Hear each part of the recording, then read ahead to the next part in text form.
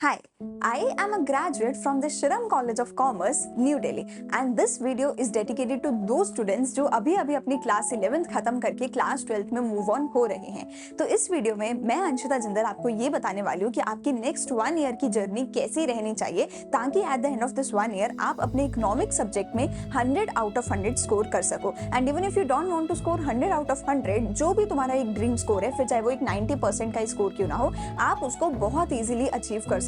उसके tips and tricks मैं तुम्हें बताने वाली हूँ। तो as your senior and as a class 12 board exam topper, मैं अपने खुद के पर्सनल एक्सपीरियंस से एंड अपने जैसे बहुत सारे एसआरसीसी के स्टूडेंट्स के एक्सपीरियंस से तुम्हें बताने वाली हूँ कि तुम्हें अगले 1 साल में ऐसा क्या करना होगा ताकि तुम भी एसआरसीसी जा सको एंड अपना ड्रीम स्कोर अचीव कर सको। But before moving on to video guys, please like, share and subscribe to our channel because we are trying to grow this channel from zero and I can promise you कि next 1 year में हम आपको कोई भी paid course इस channel पे कभी cell नहीं करने वाले हैं। हम आपको सब कुछ बिल्कुल फ्री ऑफ कॉस्ट देने वाले हैं इसी यूट्यूब चैनल पे। फिर चाहे डिटेल लेक्चर्स चाहिए, रिवीजन लेक्चर्स चाहिए या मोस्ट इंपॉर्टेंट क्वेश्चंस चाहिए, सिर्फ ऐसे 20 to 30 क्वेश्चंस चाहिए जो आज पढ़ोगे और कल पेपर में वही क्वेश्चन आने वाले हैं। E to Z each and everything आपको इस चैनल पे हम फ्री ऑफ कॉस्ट देंगे। हम कोई भी पेड कोर्स यहाँ पे सेल आपको नहीं करेंगे। In fact at the end of this 1 year CUET का भी सब कुछ, पूरी गाइडेंस आपको फ्री ऑफ कॉस्ट हम देने वाले हैं। इनफैक्ट अगर आपको हमसे पर्सनली भी कुछ बात करनी है तो हमारे कॉमेंट सेक्शन में या फिर हमारे टेलीग्राम डिस्कशन ग्रुप में आप हमसे बात कर सकते हो। कोई गाइडेंस चाहिए, कोई डाउट है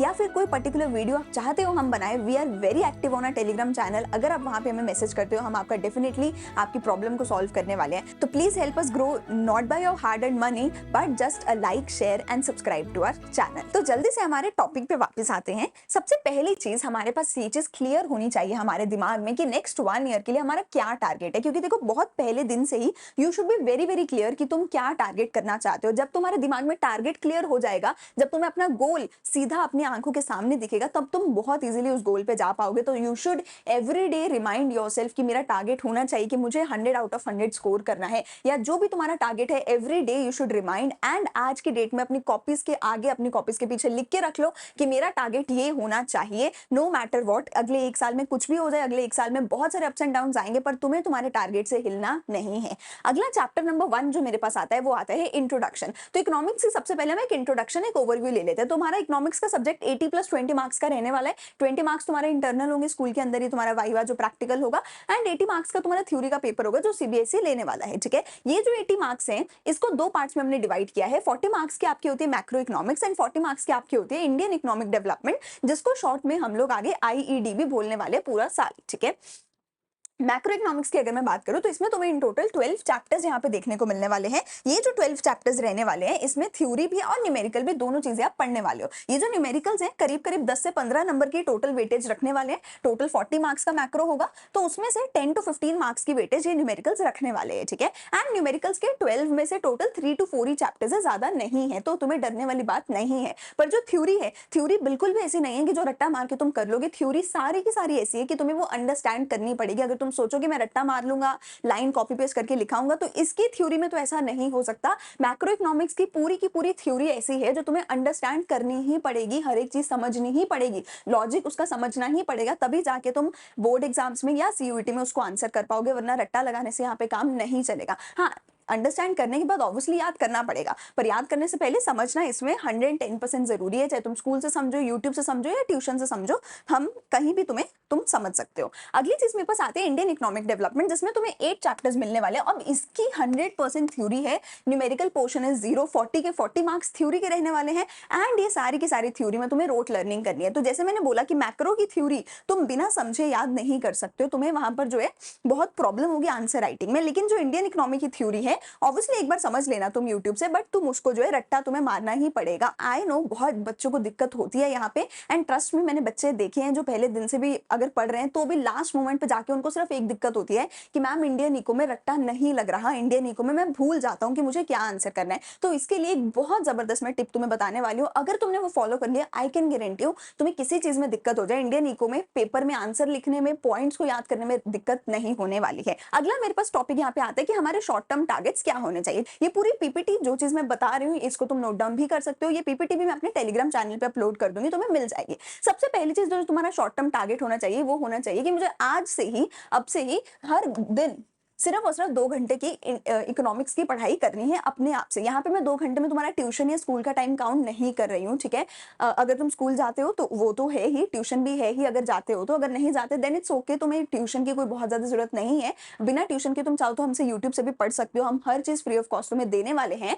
2 घंटे हर रोज़ तुम्हें पढ़ना होगा, उस 2 घंटे में से तुम्हें आधा घंटा कुछ नहीं करना, कुछ याद नहीं करना, कुछ लिखना नहीं है, जस्ट बुक रीडिंग करनी है, ठीक है। And this is that most important tip बेटा बेटा बच्चे इसको फॉलो नहीं करते, which is why last moment तक उनको बस एक दिक्कत होती है कि मैम मैक्रो पूरी हो गई, न्यूमेरिकल के भी आंसर निकल जाते हैं, पर इंडियन इको के हमें पॉइंट्स याद ही नहीं हो रहे, हम क्या करें। तो उसके लिए बेटा सिर्फ और सिर्फ एक टिप है, तुम्हें अगर तुम एक बार मेरी बात मान लोगे, एक बार इसको फॉलो करके देख लेना, 3-4 महीने में तुम्हें खुद दिखने लग जाएगा कि हाँ यार ये चीज बहुत ज्यादा हेल्पफुल है। तुम्हें हर रोज आधा घंटा बुक रीडिंग करनी है, उससे ज्यादा नहीं मैं बोल रही हूँ, ठीक है। और आधा घंटा वो जो तुमने रीडिंग करी है उसी के बेसिस पे तुम्हें नोट मेकिंग करनी है, ठीक है। एंड उसके अलावा 1 घंटा यहाँ हो गया, जो भी बचा हुआ 1 घंटा है इसमें या तो तुम अपना स्कूल का जो भी होमवर्क है वो कर लो, मैं तुम्हें बोल ही नहीं रही हूँ कि अलग से कुछ करना है। अगर स्कूल का होमवर्क नहीं मिला है तो तुम लर्निंग कर लो, लर्निंग में अब जो स्कूल में करवा रहे हैं वो याद कर लो, या जो पढ़ा है वो याद कर लो, जो तुम्हें अच्छा लगे वो याद करो। और 1 घंटा अगर तुम न्यूमेरिकल वाले चैप्टर्स के ऊपर हो अभी स्कूल में ट्यूशन पे, तो 1 घंटा न्यूमेरिकल प्रैक्टिस कर सकते हो और उसके साथ साथ लर्निंग कर सकते हो, ठीक है। तो आधा घंटा ये चीज तो हर रोज करनी ही है, ये 1 घंटा तुम एक्स्ट्रा है, होमवर्क चाहो तो होमवर्क कर लो, लर्निंग है तो वो कर लो, कोई स्कूल में टेस्ट है तो वो याद कर लो, 1 घंटा न्यूमेरिकल कर लो, जो तुम्हें अच्छा लगे वो कर लो, ठीक है। लेकिन ये चीज वेरी वेरी इंपॉर्टेंट है, एक दिन भी ये चीज स्किप नहीं होनी चाहिए, every day you should be doing this. And इसमें जो बुक रीडिंग है स्पेसिफिकली इंडियन इको के लिए मैं ये चीज जो है सजेस्ट कर रही हूँ, अगर तुम हफ्ते में 6 दिन पढ़ रहे हो तो 6 में से आई विल सजेस्ट 4 दिन तुम आधा घंटा रोज इंडियन इको की बुक रीडिंग कर लो, ठीक है। अगर तुम रोज 4 घंटा, अगर हफ्ते में 4 दिन भी तुम बुक रीडिंग कर रहे हो, ठीक है, यानी कि तुम हफ्ते के अगर 2 घंटे भी बुक रीडिंग कर रहे हो तो तुम आराम से एक हफ्ते में 2 चैप्टर्स कवर कर सकते हो, विच मीन्स तुम पूरे 1 महीने में 8 के 8 चैप्टर्स की बुक रीडिंग कर सकते हो। विच मीन्स अगर तुम साल में 10 महीने भी पढ़ रहे हो तो 10 बार तुम इंडियन इको की बुक रीड कर रहे हो, ठीक है। And 10 bar is huge, too much. इसमें तो तुम्हें इतना अच्छा याद हो जाएगा, इतना अच्छा याद हो जाएगा जितना तुम्हारी क्लास के किसी दूसरे बच्चे को नहीं हो सकता। तो प्लीज मैं बहुत ज्यादा जोर देके एक ही चीज बोल रही हूँ कि हर रोज आधा घंटा बुक रीडिंग कर लो, हफ्ते में सिर्फ 4 दिन कर लो, रोज भी मत करो, 4 दिन इंडियन इको की पढ़ लो, 2 दिन मैक्रो की बुक रीडिंग कर लो, बट उससे तुम्हारा काम चल जाएगा। जो रीड किया है उसके साथ साथ पॉइंटर्स की नोट्स बना लो। एंड ये भी बहुत ज्यादा इंपॉर्टेंट है क्योंकि ये जो नोट्स है प्लीज इसको संभाल के रखना, नॉट जस्ट इन बोर्ड्स बल्कि इन सीयूईटी भी ये मदद आने वाले हैं। ये जो आप खुद के अपने हैंड रिटन नोट्स बनाओगे, इससे ज्यादा अच्छा सोर्स कोई दूसरी बुक नहीं हो सकती जितने आपके खुद के हैंड रिटन नोट्स आपको हेल्प करने वाले हैं, ठीक है, क्योंकि उससे अच्छा कुछ और समझ ही नहीं सकते ना आप। अगला मेरे पास आता है कि तुम्हें एक डे ऑफ हर हफ्ते लेना ही लेना है और जून में एक 4-5 दिन की एक हफ्ते की ब्रेक तुम्हें लेनी ही लेनी है। देखो एक डे ऑफ कंपलसरी है, ठीक है, चाहे तुमने हफ्ते भर में कुछ भी पढ़ा है नहीं पढ़ा है, चाहे पेपर है या कुछ भी है, एक डे ऑफ लेना ही लेना है, ठीक है। सितंबर में मिड टर्म्स होंगे तब छोड़ सकते हो, और नवंबर दिसंबर में जब तुम्हारे प्री बोर्ड शुरू होने लग जाएंगे तब इसको कम कर सकते हो, बट तब तक एटलीस्ट तुम्हें हर रोज हर हफ्ते एक संडे का छुट्टी लेना ही लेना है, क्योंकि ये जो जर्नी है बेटा बहुत लंबी है। अभी अप्रैल से शुरू हो रही है, अगले साल जून तक जाके सीयूईटी के बाद जाके खत्म होगी। एंड तुम्हारे बोर्ड्स के टाइम पे, प्री बोर्ड्स के टाइम पे, सीयूईटी के टाइम पे तुम्हें दिन में 2-2 घंटे नहीं बल्कि 8-8 10-10 घंटे पढ़ना पड़ेगा। तो बहुत लंबी जर्नी है, चाहे कुछ भी हो जाए एक संडे का ऑफ लेना ही लेना है हर हफ्ते अभी से ही, और एक ब्रेक तुम्हें जून में लेनी ही लेनी है, चाहे कहीं घूमने चले जाओ, चाहे अपने रिश्तेदार के घर चले जाओ, कहीं भी चले जाओ, एक छुट्टी एक हफ्ते की लेनी ही लेनी है, ब्रेक लेनी ही लेनी है।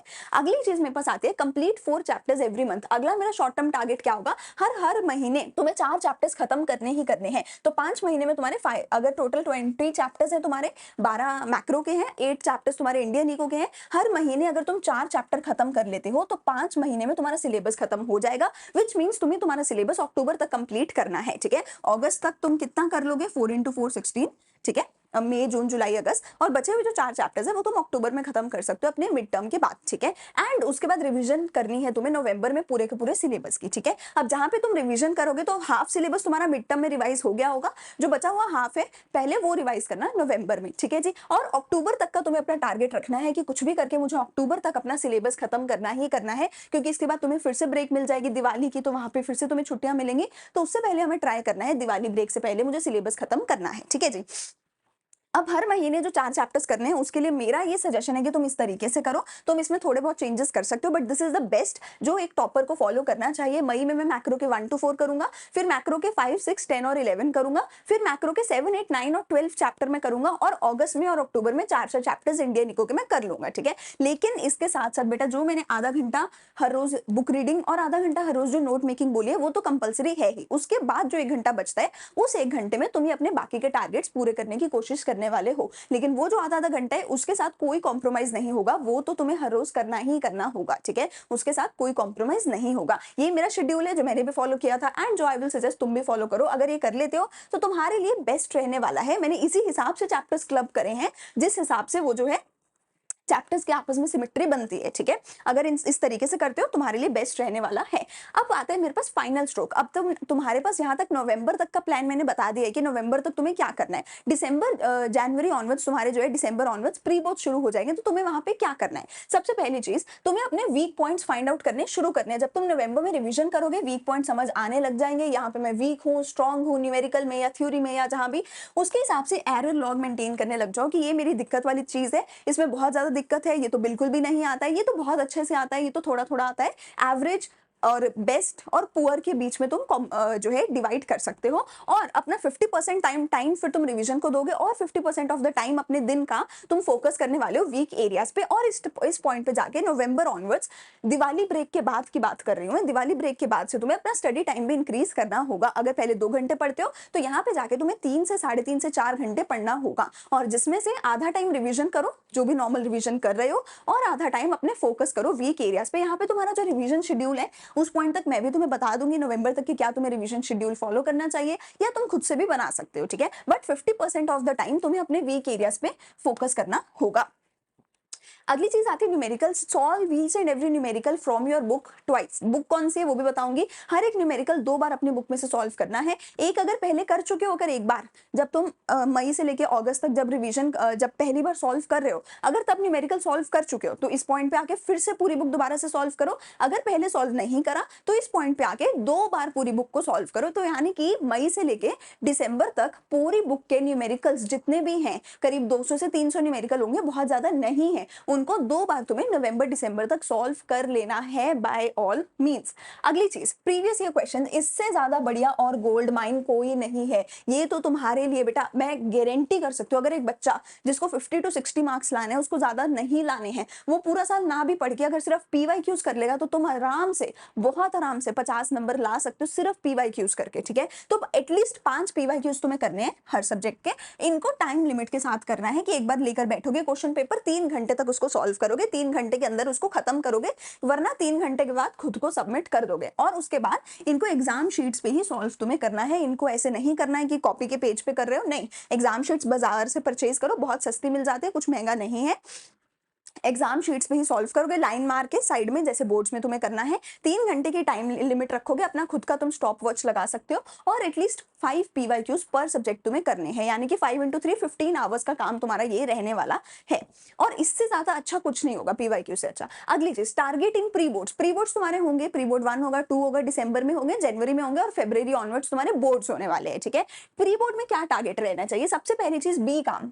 यहाँ तक आते आते बहुत सारे बच्चे बर्न आउट होने लग जाते हैं कि मैं थक चुका हूँ और नहीं पढ़ सकता हूँ, और पेपर पेपर पेपर पेपर, बहुत इरिटेट हो जाते हैं बच्चे, बहुत थक जाते हैं, बहुत कंफ्यूज हो जाते हैं, कुछ समझ नहीं आता है। इतनी सारी वीडियोस हैं, इतनी सारी चीजें हैं, इतने सारे टीचर्स हैं, किसका क्या करूँ क्या करूँ। तो यहाँ तक आते आते बेटा देखो, पूरे साल में तुमने पढ़ा होगा, तो आई विल सजेस्ट किसी एक टीचर को तुम चूज करो, तुम्हारा फेवरेट कौन है, किससे तुम्हें सबसे अच्छे से समझ आता है। और जैसे मैंने बोला, हम सब चीज A to Z तुम्हें फ्री ऑफ कॉस्ट यूट्यूब पे देने वाले हैं, एंड बहुत अच्छी तैयारी करवाने वाले हैं। तुम हमारे अभी के लेक्चर्स भी सुन के देख सकते हो कि हम कैसा पढ़ाते हैं, ठीक है। तो एक टीचर को फॉलो कर लो, और बी काम रहना है, बिल्कुल भी डरना नहीं है, टेंशन लेनी नहीं है, बिकॉज दिसंबर से लेके फरवरी मिड तक भी बहुत लंबा टाइम पीरियड होगा तुम्हारे पास पूरा सिलेबस दोबारा करने के लिए, ठीक है।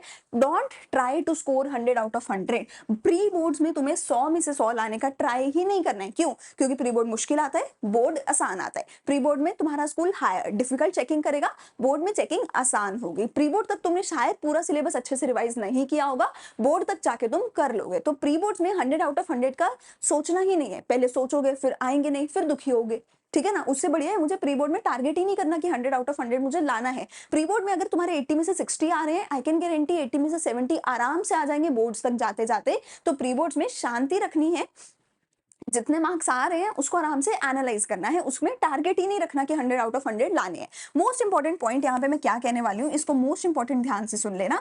Try to perfect some topics rather than being average in all the topics. तो मान लो एक बच्चा है, दो बच्चे हैं, दोनों के 80 में से 70 मार्क्स आए हैं प्री बोर्ड में। एक बच्चे के 80 में से 70 कैसे आए हैं, 10 नंबर कटे, 10 अलग अलग जगह पे एक एक नंबर, हर चैप्टर में से, हर टॉपिक में से एक एक नंबर कटा है। इस बच्चे को अब 80 आउट ऑफ 80 लाने के लिए सारा सिलेबस दोबारा से करना पड़ेगा, क्योंकि सारे सिलेबस में से ही काफी सारी जगह पे 10-10 एक नंबर कटा है। लेकिन दूसरी साइड एक बच्चा है जिसके 80 आउट ऑफ 70 आए हैं, पर पूरा पेपर ठीक है, सिर्फ कोई 2 या 3 टॉपिक गलत है, बाकी सारा पेपर ठीक है। इस बच्चे को सिर्फ वही 1-2 टॉपिक करने हैं, बाकी सारा पेपर सही है। तो तुम्हें रादर देन कि तुम पूरे पेपर में एवरेज हो जाओ और फिर पूरा पेपर, पूरा सिलेबस दोबारा से करो, इससे अच्छा है तुम ट्राई करो कि मैं कुछ टॉपिक्स में तो परफेक्शन ले आऊं, कि इन चीजों में तो मेरी गलती होनी ही नहीं चाहिए। चाहे मेरे प्री बोर्ड में 80 में से 60 आ जाए, 65 आ जाए, 70 आ जाए, मुझे प्री बोर्ड में सारा सिलेबस चाहे मैं नहीं भी करके जा रहा, पर जो करके जा रहा हूं उसमें मुझे दोबारा से दिक्कत नहीं होनी चाहिए, वो दोबारा से मुझे करना नहीं पड़े।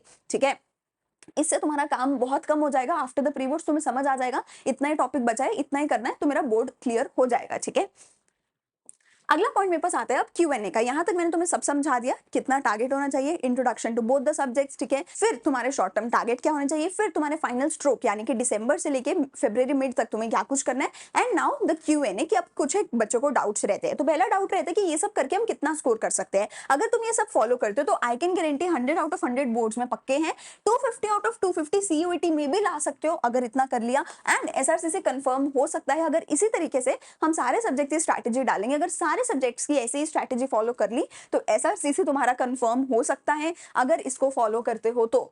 ठीक है, अगली चीज which books to follow, again very important topic, कौन सी बुक्स मुझे फॉलो करनी है। ठीक है, तो पहली चीज बेटा मैं जो रेकमेंड करती हूँ, मैं रेकमेंड करती हूँ संदीप गर्ग की बुक जो आप फॉलो करो। क्यों, क्योंकि इसमें बहुत ज्यादा टू द पॉइंट चीजें होती है, बहुत ज्यादा extremely strictly according to CBSE होता है कि CBSE ने एग्जैक्टली जो पूछना है वही चीजें इसमें होती है, उससे बाहर कुछ नहीं होता। वेयर इज दूसरी बुक है TR जैन, ये भी बहुत अच्छी बुक है, इसको भी आप फॉलो कर सकते हो, पर इसमें कहीं ना कहीं थोड़ा सा एक्स्ट्रा मटेरियल दे रखा होता है जो बोर्ड में CBSE पूछता नहीं है, बट इसमें दिया हुआ होता है, तो बच्चे वो भी कर लेते हैं, टाइम वेस्ट हो जाता है। तो मैं सजेस्ट करूंगी संदीप गर्ग कर लो, बट तुम दोनों में से अगर कोई भी कर लेते हो तुम्हारा काम चल जाएगा, दोनों में से किसी में भी तुम्हें कोई दिक्कत नहीं होने वाली है। ठीक है, एंड जब भी मैं बोल रही हूँ कि न्यूमेरिकल करो या बैक एक्सरसाइज करो, क्वेश्चन करो, तो इन्हीं बुक्स के तुम पीछे चैप्टर के पीछे जो क्वेश्चन दिए हुए हैं वो सारे सॉल्व करना। फॉर एग्जाम्पल मैंने बोला सारे न्यूमेरिकल 2 बार करो, तो सारे न्यूमेरिकल जो तुम्हारी रिस्पेक्टिव बुक में दे रखे हैं वो 2 बार करने हैं। And any one book for PYQ with answers. अब देखो पहली चीज मैंने यहाँ पे तुम्हें क्या बोला कि बहुत सारी बुक्स तुम्हें फॉलो करने की जरूरत नहीं है, either one from these two, either one और 2। ठीक है, दोनों नहीं लेनी है, इन दोनों के अलावा help book, sample paper, this book, that book, वो सब नहीं करना है। ये दोनों बहुत अच्छी किताबें हैं, दोनों में से जो तुम्हारा स्कूल सजेस्ट कर रहा है तुम वो ले सकते हो। अगर स्कूल ने कुछ नहीं बोला है तो संदीप गर्ग ले लो, काम खत्म करो। ठीक है, एंड एक बुक PYQ की ले लेना पेपर के पास जाके, नवंबर दिसंबर में जाके, पर मेक श्योर वही बुक ले रहे हो जिसमें क्वेश्चन के साथ आंसर भी है, क्योंकि सिर्फ क्वेश्चन पेपर आ गया आंसर नहीं आया तो तुम्हारा कोई फायदा नहीं होने वाला है। एक भी क्वेश्चन ऐसा सॉल्व मत करना जिसका आंसर नहीं है, तो PYQ आंसर्स के साथ ही सॉल्व करने हैं। ठीक है, दूसरा क्वेश्चन आता है कि CUET के लिए कैसे प्रिपेयर करना है। तो CUET के लिए तुम्हें प्रिपेयर करना है immediately after your board exams. तुम्हारा बोर्ड एग्जाम्स तक बस एक ही मकसद होना चाहिए कि मेरा जो सिलेबस बोर्ड एग्जाम से related same to same CUET में आ रहा है वो सारा सिलेबस मुझे 100 आउट ऑफ 100 के पर्सपेक्टिव से आता है, क्योंकि कुछ एक सिलेबस एक्स्ट्रा होगा तो वो कुछ एक सिलेबस तुम बाद में एक महीने में कवर कर सकते हो, ज्यादा सिलेबस नहीं होता। पर दिक्कत तब होगी जब वो सिलेबस भी करना है और ये सिलेबस भी नहीं आता है। तो CUET तक तुम्हारा बस इतना गोल होना चाहिए कि CUET में जो बोर्ड वाला सिलेबस आएगा वो तो मुझे 100 आउट ऑफ 100% आता है, उसमें दिक्कत नहीं है, तो जो भी कुछ एक्स्ट्रा होगा वो मैं उस टाइम पे कर लूंगा। इसके अलावा CUET में GT लेना है कि नहीं, मैथ्स लेना है कि नहीं, इंग्लिश का कैसे करना है, सारी चीजें तुम्हें इस चैनल पे हम फ्री ऑफ कॉस्ट बताने वाले हैं। तो प्लीज अगर तुम्हें ये वाली वीडियो भी अच्छी लगे एंड अगर तुम्हें हमारा कंटेंट अच्छा लगे तो चैनल को कर लो सब्सक्राइब। ठीक है, इसी के साथ हम वीडियो को करते हैं खत्म। This was Anshita Jindal signing off.